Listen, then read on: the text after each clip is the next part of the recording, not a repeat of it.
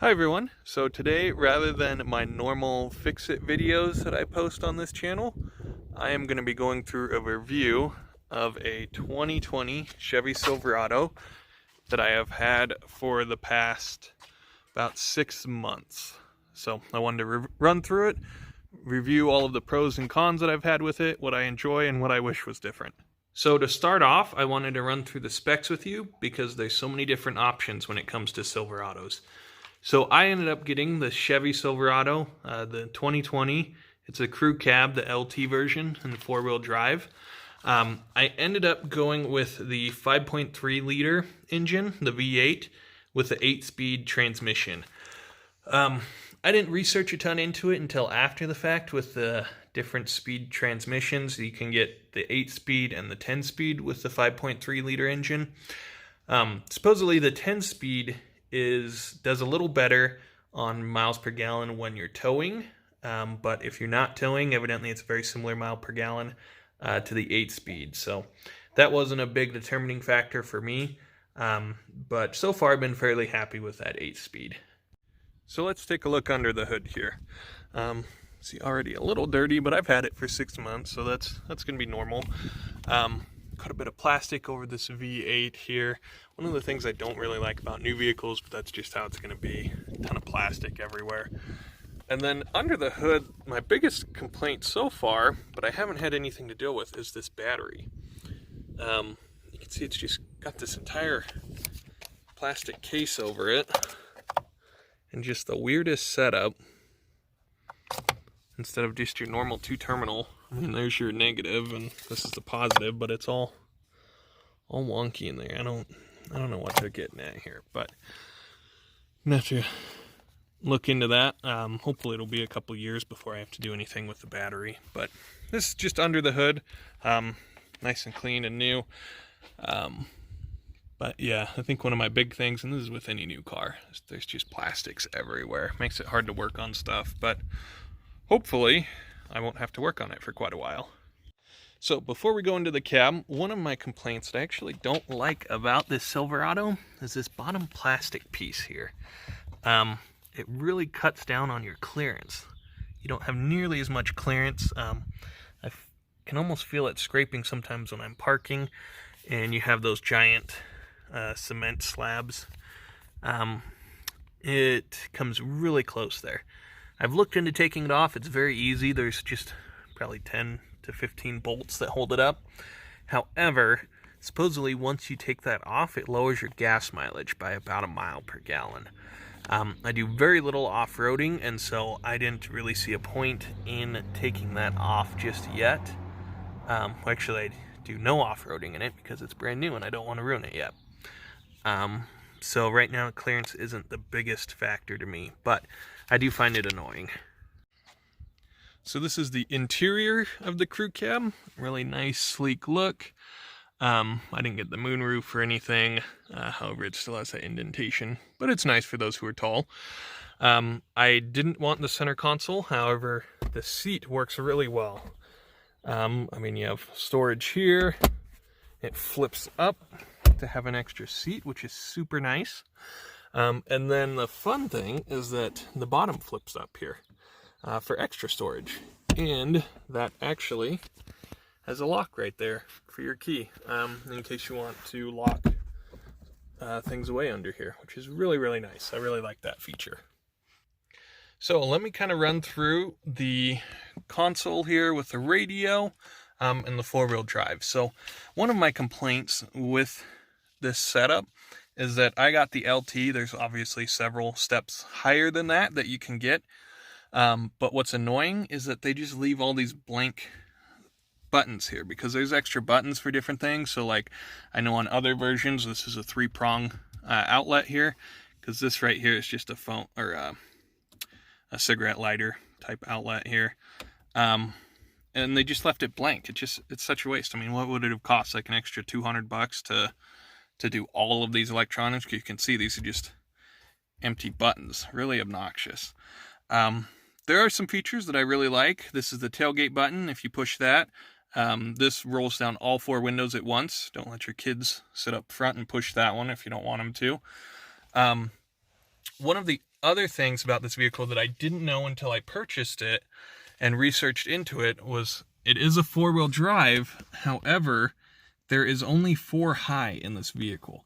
So within the transfer case for the 4-wheel drive, I didn't know this, but you can get either the 1-speed or there's a 2-speed. Now the 1-speed is what I got, and I didn't realize that until after I purchased it. I'm kind of irked about that. You can see that it's kind of auto, almost like an all-wheel drive. You have your 2 high and your 4 high. And this, I think, just changes the grip or something. That isn't 4 low. And that's what's annoying to me, is that I ended up getting the 1-speed, so I don't have a 4 low, like a typical 4-wheel drive vehicle. I only have 4 high. Now, granted, I'm probably never going to use that 4 low. It's more of a principle of the matter thing to me. In previous vehicles, I've never needed 4 low. I have needed 4-wheel drive. However, I've never needed 4 low, but it's just kind of nice to know it's there.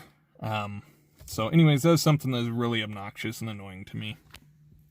The other thing is that every Silverado comes with this auto start, or this auto stop.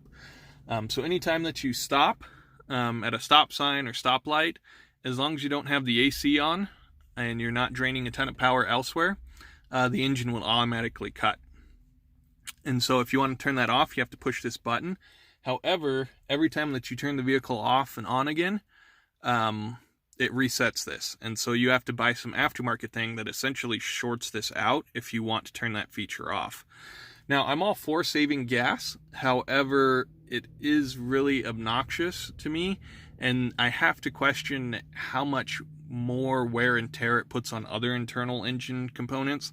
Obviously, the starter, with how much gas I'm going to save from this feature, is that going to be negated by how much sooner and how much more often I'm going to have to replace the starter? I'm not quite sure, but to me that makes sense. I'm not sure how I feel about this. So speaking of gas mileage, this is the EPA gas mileage for this truck.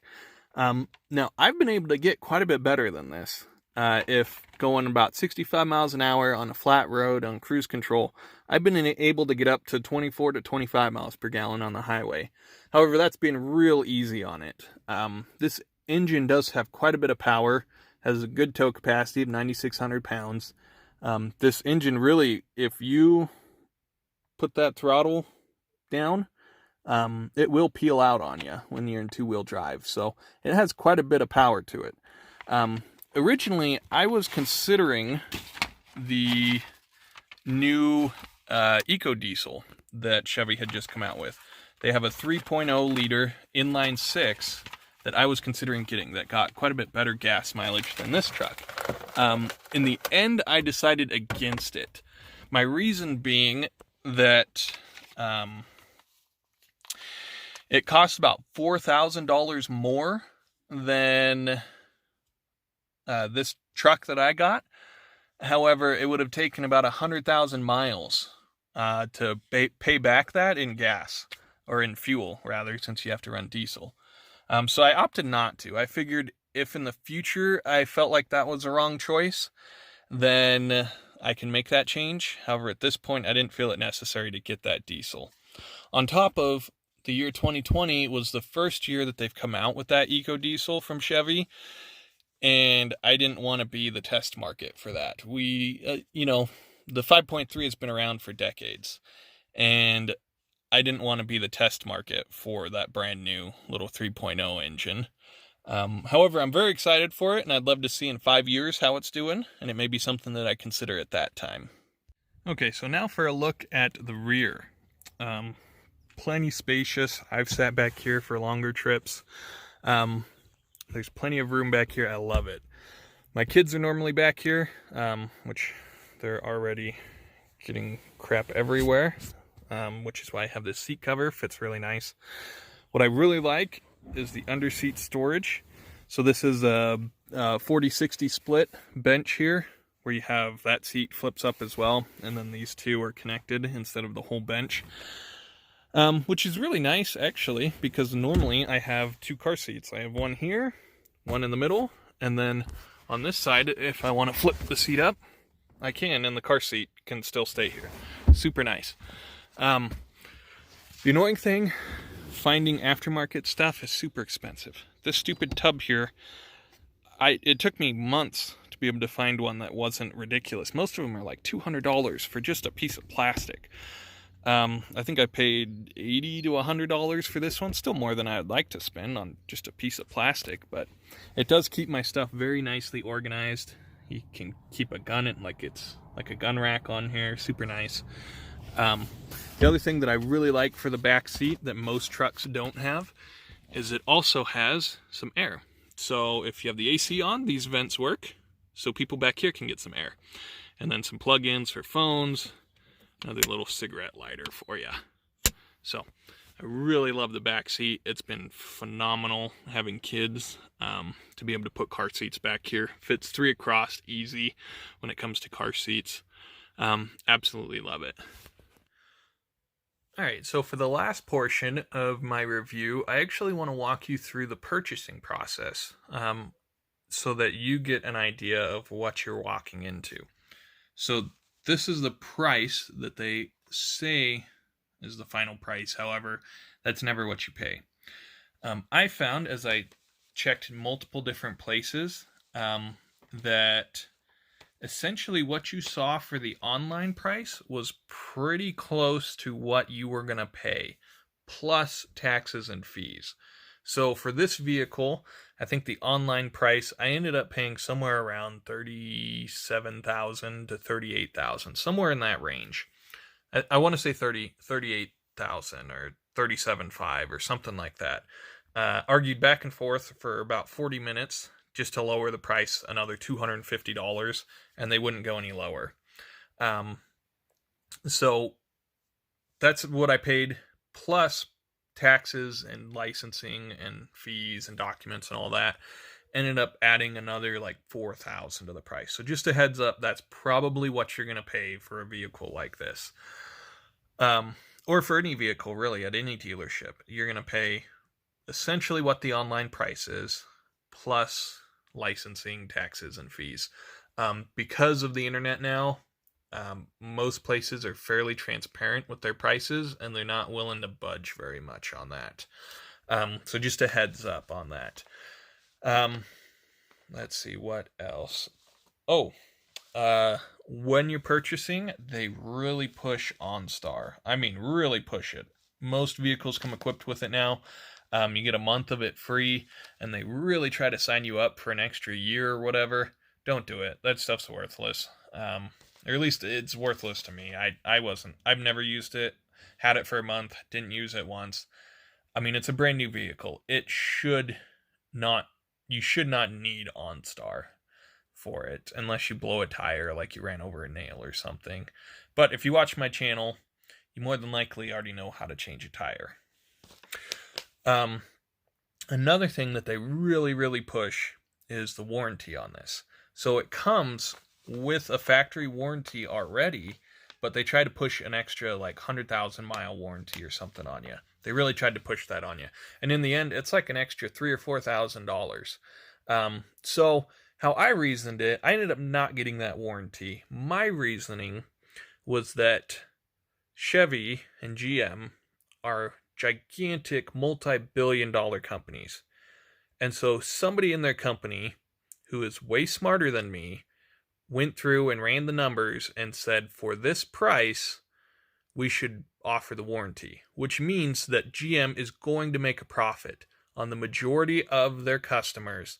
They're going to make a profit at that price point. They would not offer it if they would not make a profit. So that means that it's really a money loss for you. You're just paying extra money to GM that you wouldn't have spent otherwise. So I always recommend against getting the warranty, because somebody who's way smarter than you has already run the numbers, and they've put it at that price point for a reason. That's what I did. I went against the warranty. The other thing is that they finance you right there.